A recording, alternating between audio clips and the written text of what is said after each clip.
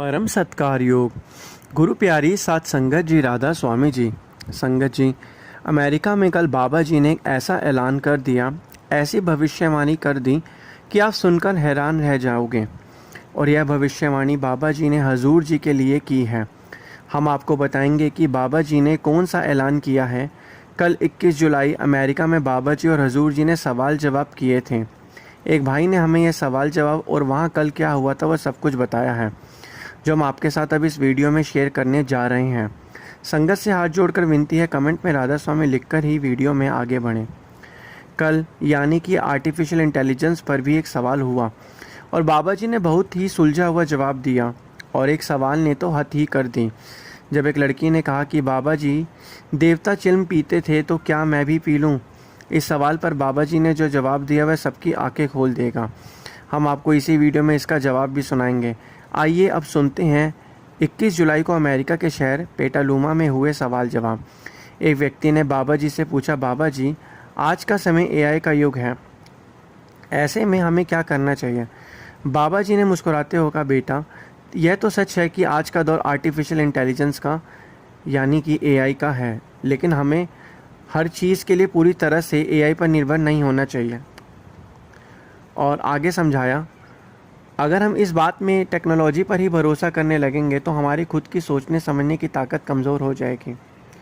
बाबा जी ने एक बड़ा सुंदर उदाहरण दिया, जैसे कोई चीज़ घर में पड़ी हो लेकिन हम उसका इस्तेमाल ना करें, मेहनत में उसे शामिल ही ना करें, तो वह चीज़ धीरे धीरे ख़राब हो जाती है।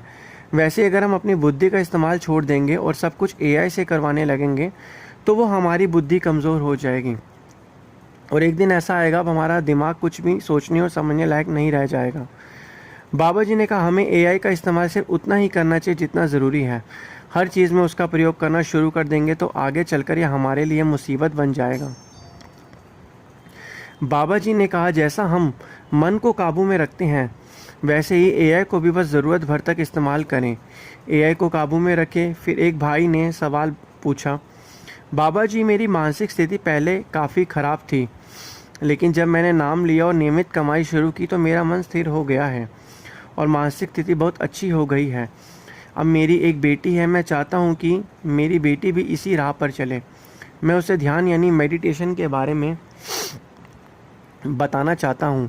कृपया मुझे बताएं कि मैं उसे कैसे गाइड करूँ।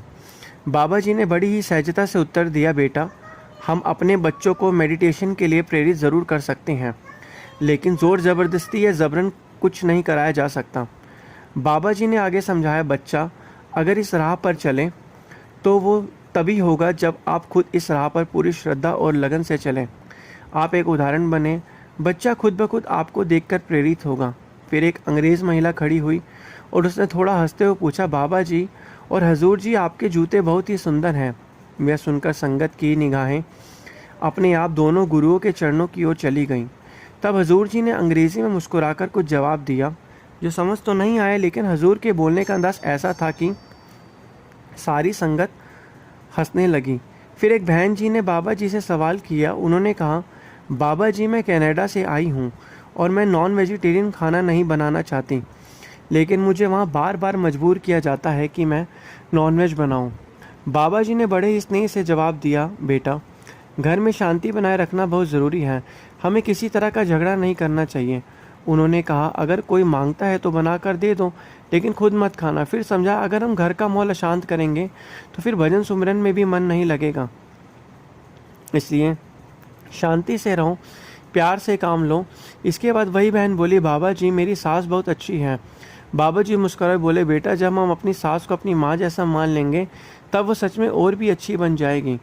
इसके बाद एक भाई ने गंभीर सवाल पूछा, बाबा जी किस्मत और फ्री विल यानी हमारी स्वतंत्र इच्छा में क्या फ़र्क है। बाबा जी ने जवाब दिया, बेटा लोग कहते तो हैं कि हमारे पास फ्री की विल है यानी स्वतंत्र इच्छा है, लेकिन वास्तव में हमारी स्वतंत्र इच्छा बहुत सीमित होती है। बाबा जी ने उदाहरण देते हुए कहा, अगर आप अफ्रीका में जन्म लेते तो आपके सोचने का ढंग संस्कार सब कुछ अलग होता। चीन में पैदा होते तो वहाँ भी सोच अलग होती। बाबा जी ने समझाया, हम जिस समाज संस्कृति और माहौल में पले बड़े हैं हमारी सोच उसी घेरे के अंदर सीमित रहती है, इसलिए फ्री की विल का दावा करना आसान है, लेकिन वास्तव में कोई बहुत ही कम इंसान है जो अपने दायरे से बाहर जाकर सोच सकता है। फिर किसी ने बाबा जी से पूछा, बाबा जी हजूर तो बहुत ही प्यारे हैं, वो कभी गुस्सा नहीं करते, उनका स्वभाव बहुत विनम्र है। बाबा जी ने इस पर बहुत साफ और खुला जवाब दिया। यही वो सवाल था जब बाबा जी ने हजूर को लेकर ऐलान किया था। बाबा जी ने कहा, बेटा हजूर तो मुझसे भी ज़्यादा सख्त हैं, मैं तो फिर भी कई बार माफ़ कर देता हूँ, कई बातों को छोड़ देता हूँ, लेकिन हजूर तो ऐसी सख्ती दिखाते कि बख्शने का सवाल ही नहीं उठता। जब बाबा जी ने यह बात कही तो हजूर जी ने मुस्कुराते हुए एक मजाकिया इशारा किया। जैसे हम बच्चों को डंडा दिखाकर चेतावनी देते हैं, वैसे ही कुछ संकेत हजूर जी ने भी दिया। इस दृश्य को देखकर संगत ठहाके मारकर हंस पड़ी। संगत जी ये बात अब धीरे धीरे डेरा की संगत को भी समझ में आने लगी कि बाबा जी ने साफ शब्दों में स्वीकार किया है कि हजूर जी का स्वभाव सख्त है। हम भी पहले इस बात का जिक्र कर चुके हैं और अब बाबा जी के ऐलान के बाद यह बात पक्की हो गई है। जब किसी सवाल का जवाब हजूर जी को देना होता था तो बाबा जी खुद उनकी ओर मुड़ जाते थे और फिर हजूर जी उस सवाल का उत्तर बड़ी सरलता से देते। एक बहन ने धुन सुनाने के अनुभव के बारे में पूछा। इस बीबी ने कहा कि मुझे नात की आवाज़ सुनाई देती है। तो इस सवाल पर बाबा जी ने हजूर जी की तरफ देखा तो हजूर जी ने बहुत ही प्यारी बात कही। उन्होंने कहा, बेटा कोशिश करो कि जब भी भजन सिमरन करो तो ध्यान उस पर धुन पर टिकाओ। उन्होंने समझाया, जैसे जैसे तुम नियमित रूप से धुन पर बैठोगी वैसे वैसे तुम्हें खुद महसूस होगा कि वो धुन सच में अंदर से बज रही है और तुम उसमें फ़र्क करना सीख जाओगी कि वो धुन है या बस मन का वहम। उन्होंने कहा कि इसके लिए सबसे ज़रूरी है बैठना, यानी ध्यानपूर्वक धुन को सुनने की कोशिश करना। फिर एक भाई खड़े हुए, उन्होंने अपना नाम बताया, शर्मा साहब, और अपनी पत्नी का नाम भी बताया, बबीता शर्मा। उन्होंने कहा, बाबा जी मैं यहाँ अपनी पत्नी की वजह से पहुँचा हूँ, वही मेरी प्रेरणा है। और फिर उन्होंने अपनी पत्नी की खूब तारीफ़ की। बाबा जी ने मुस्कुराते हुए कहा, भाई लगता है तुम अपनी पत्नी के गुलाम हो गए हो। पहले तो भाई ने सफाई देने की कोशिश की और बाबा जी को, ऐसा नहीं है, आप गलत समझ रहे हो। बाबा जी ने मुस्कुराकर बोले, नहीं नहीं, सच में तुम तो उसके आदेशों पर चलते हो। आखिर में भाई खुद मान गया।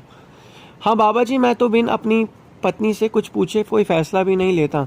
संगत यह सुनकर खिलखिलाकर हंस पड़ी क्योंकि उसने खुले दिल से स्वीकार किया कि वो अपनी पत्नी के आदेशों पर ही चलता है। जब वह अपनी पत्नी के आदेशों पर चलता है, उसने यह कहा, तो संगत खुलकर हंस पड़ी क्योंकि उसने खुले दिल से स्वीकार किया अपनी पत्नी के आदेशों पर ही चलता है। फिर उसने खुद बताया, घर में पहली बीवी कहती है कि ऐसा करना है और फिर मैं वही करती हूँ। इस पर बाबा जी ने मुस्कुराते हुए कुछ नहीं कहा, बस नज़र से ही बहुत कुछ कह दिया। इसके बाद एक बहन ने बाबा जी से बहुत भावुक होकर विनती की, बाबा जी मेरे पति को नामदान दे दीजिए, अगर उन्हें नामदान मिल जाए तो मेरा घर स्वर्ग बन जाएगा। बाबा जी ने मुस्कुराकर पूछा, क्या सिर्फ नामदान ले लेना ही बहुत है? बहन जी बोली, नहीं बाबा जी, सिमरन भी ज़रूरी है, लेकिन मुझे डर है कि कहीं मेरे पति नाम की पालना ना कर सकें, अगर इस राह पर ना चल सके। तो बाबा जी ने बड़े गंभीर स्वर में जवाब दिया, बेटा जो यहाँ बैठी संगत है, क्या तुम सोचती हो कि ये सब नाम की पूरी तरह से पालना कर रहे हैं?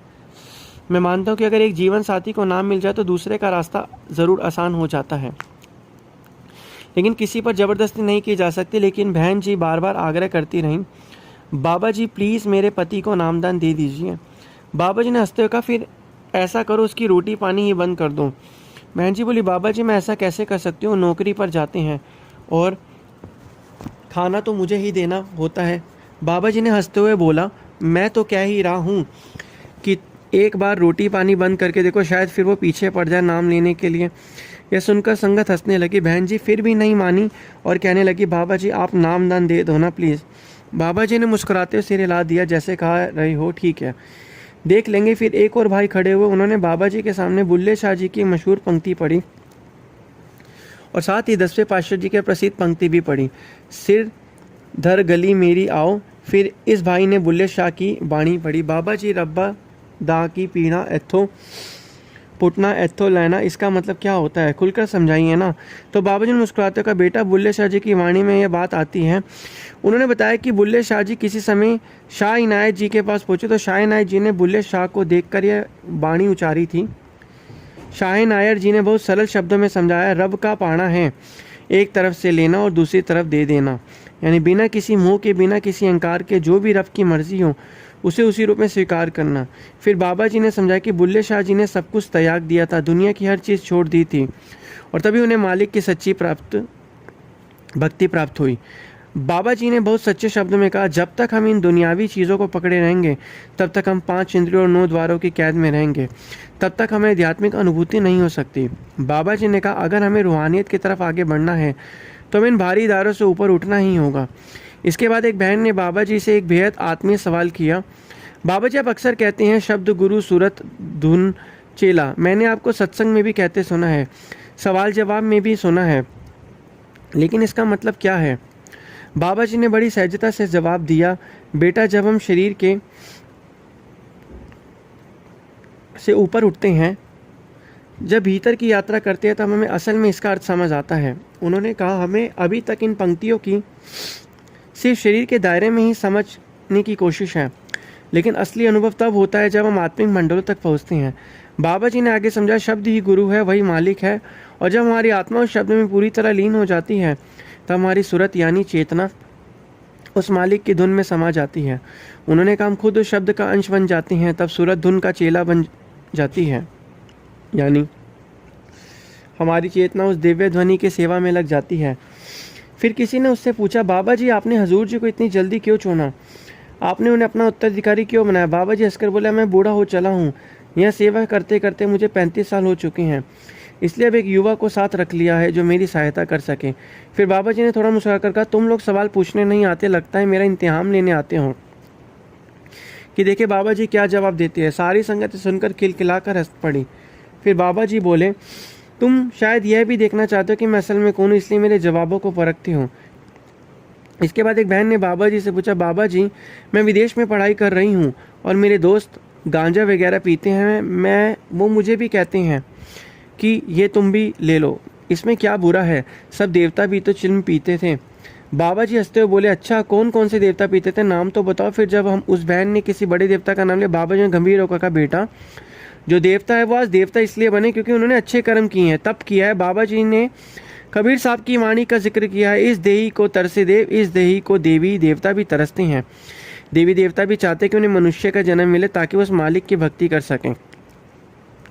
बाबा जी ने स्पष्ट किया, हमें लगता है कि देवी देवता मुक्त हो चुके हैं, लेकिन सच्चाई है कि उन्हें बस एक ऊंचा पद मिला हुआ है, मुक्ति नहीं। फिर बाबा जी ने बड़े प्रेम से कहा कि बेटा इसलिए हमें इन भारी चीज़ों की पकड़ से निकलना है और अपने सच्चे मालिक की भक्ति करनी है। फिर किसी ने पूछा, बाबा जी जीवन में इतने दुख कष्ट क्यों आते हैं? बाबा जी ने श्री राम जी को उदाहरण देते समय, बेटा सोचो वो कितने महान थे, लेकिन उन्हें भी 14 साल का वनवास झेलना पड़ा। बाबा जी ने कहा, अगर महापुरुषों को भी दुख और कठिनाइयाँ सहनी पड़ी तो हम कौन होते हैं जो इनसे बच सकें? वो हमारे सामने मिसाल बनकर आए हैं। अगर एक राजा होकर उन्होंने जंगलों की खाक छानी तो हम तो कुछ भी नहीं उनके सामने। फिर एक बहन ने फिर सवाल किया, बाबा जी आजकल की औरतें बहुत दुखी रहती हैं। इस पर बाबा जी हंसते हुए बोले, बेटा आज का ज़माना तो औरतों का है, आज तो महिलाओं का राज चलन रहा है, मर्दों का तो बस नाम मात्र का वजूद है।